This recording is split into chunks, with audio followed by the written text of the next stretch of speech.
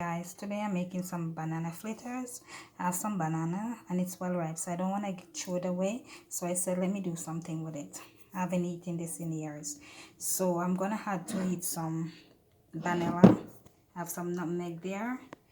I have some ground cinnamon, and I have my Jamaican counter flour, and I have some salt here, and I have some sugar, granulated sugar I'm going to add to it. So the banana is already peeled, so I'm going to add some sugar, and I'm going to crush the sugar with the banana. So now I squish the banana. I'm going to add some nutmeg, some cinnamon, so I'm going to add some vanilla. Now I'm going to add some salt, not too much, just a little. So now I'm going to put some flour, and I'm going to put it a little at a time and stir it little at a time. So guys, I've finished mixing, and this is it. This is the texture. You don't want it too light or too heavy.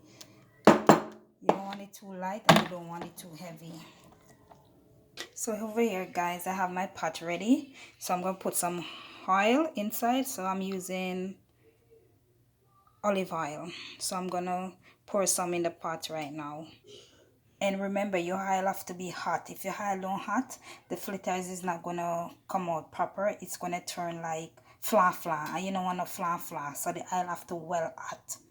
Happy birthday. Okay guys, now that the oil is hot, I put my fritters in. So you see the oil have to be well hot, so they can start fry instantly. Look how golden it looks. Look how golden. So when I'm finished guys, you will see the finishing touch. Thank you for watching my video, and that's how you make banana fritters, Kiissi style.